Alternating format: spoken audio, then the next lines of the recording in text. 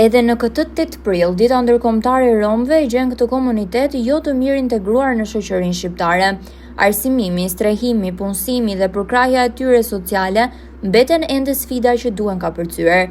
I pranishëm në tryezën e rrumbullakët të zhvilluar në Fier, me fokus rritjen e ndërgjegjësimit mbi sfidat dhe mundësitë e tyre për fuqizimin e tyre ekonomik e social, Bledar Taho, drejtor ekzekutiv i Institutit të Kulturës Rome në Shqipëri, ka pohuar se një ndër sfidat më të mëdha me të cilat po përballet komuniteti rom është emigrimi, ku në vende të ndryshme të Europës kanë kërkuar edhe azil. Në fakt,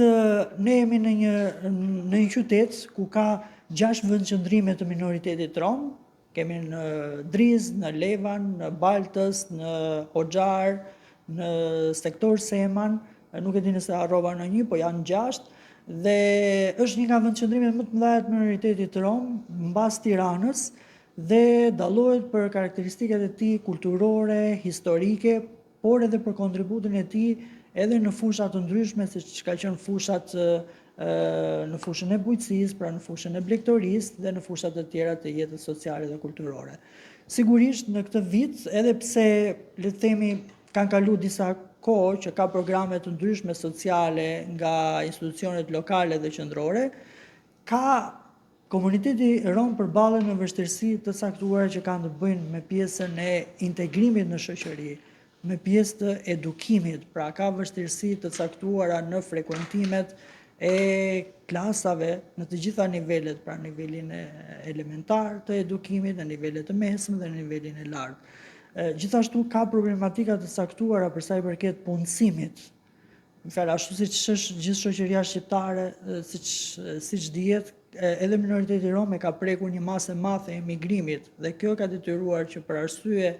ekonomike, shumë anëtar të minoritetit rom këtu në Fier e kanë lënë vendin e tyre dhe janë drejtuar drejt vendeve të Bashkimit Evropian, her pas here duke kërkuar dhe azil. Ligji për pakicat kombëtare i miratuar në 2017, ku ne bazohemi për të mbrojtur të drejtat tona, ka qenë në përmirësime të vazhdueshme dhe vetëm në dhjetor të vitit 2024 ka patur 3 akte të tjera nënligjore, ndaj mund të themi që deri më sot ka qenë i pasbatueshëm, ka thënë Taho. Ligji i pakicave kombëtare është i fokusuar më shumë te promovimi dhe mbështetja e të drejtave,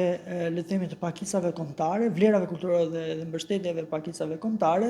dhe më pak te pjesa ekonomike, le të themi. Por ai ka qenë për ne, ka qenë një ligj për cilën është një ligj në fakt i cili ne aty bazohemi,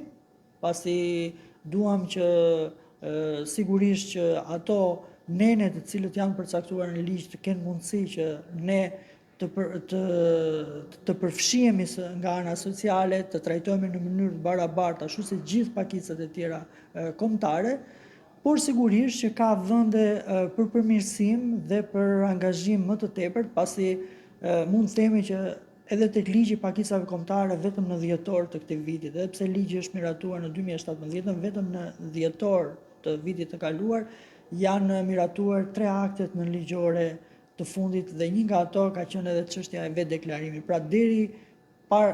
para dhjetorit, le të themi, të fund vitit të kaluar, ligji ka qenë i pasbatueshëm. Për Tahon, pozitive mbetet përqasja e politikës për të bërë pjesë të listave dhe kandidatë të komunitetit rom, ku në kuadër të zgjedhjeve parlamentare të 2025-s janë 3 kandidatë, një prej tyre në Fier. Ndërkohë Anisa Juzeiraj, përfaqësuese e drejtorisë rajonale të Agjencisë Kombëtare të Punësimit dhe Aftësive Fier, ka theksuar se vetëm për vitin 2024 janë regjistruar 400 kërkesa nga komuniteti rom, ku 42 prej tyre janë punësuar. Sfidat kryesore të saj patjetër ngelet punësimi. Ne si drejtori rajonale e Agjencisë Kombëtare të Punësimit në databazet tonë kemi rreth 400 veta të regjistruar, dhe gjatë 2024-s kemi arritur të punësojmë rreth 42 veta, ku fokusi kryesor kanë qenë me programet e nxitjes punësimit. Gjatë vitit në vazhdimsi, në bazë të treguesve të ardhur dhe nga drejtoria kryesore, do vazhdojmë që të mbështesim këtë kategori me shërbimet tona përkatëse, gjithashtu edhe me punësimin e tyre. Në ditën ndërkombëtare të romëve, një prej aktivistëve më të spikatur, Panajota Lushi, i cili ka fituar një çështje me policinë në Strasburg, ka apeluar për më shumë mbështetje nga politika për këtë komunitet, por një herazi u ka bërë thirrje edhe prindërve rom të mos neglizhojnë arsimimin e fëmijëve, por një herazi të eliminojnë dhe martesat e hershme. I kanë ndihmuar që të ndjekin kurse profesionale apo arsimin e lartë që në gjithë Shqipërinë tani kemi 250 studentë dhe ata po luftojnë, jemi 20 të fuqishëm, si që jam unë në Fier, janë edhe ata në për qytetet të ndryshme, qoftë në Vlorë, qoftë në Tiranë, apo në qytetet të tjera. Dhe ne do ecim, do kërkohim për komunitetin rom, të nxjerrim plot studentë që mos të hasim diskriminime me. Sidomos ne të Drizës kemi nisur shumë projekte, thot bashkia, por infrastruktura rrugore është zero tek ne. Dhe ne unë po luftoj, po denoncoj raste ditë për ditë për ta gjetur një zgjidhje për komunitetin tim. Prindërve të rom, pikse pari që andej niset, të çojnë fëmijët në shkollë, të arsimojnë që mos braktisin shkollën dhe mos bëjnë martesat e hershme, do doja dhe bashkëpunimin e institucioneve lokale apo qendrore, apo partive politike, që mos të diskriminohet ky komunitet. Siç janë bërë popullsia tjetër të bëhen edhe tek ta infrastruktura rrugore, apo rikonstruksioni i banesave, çop problematika të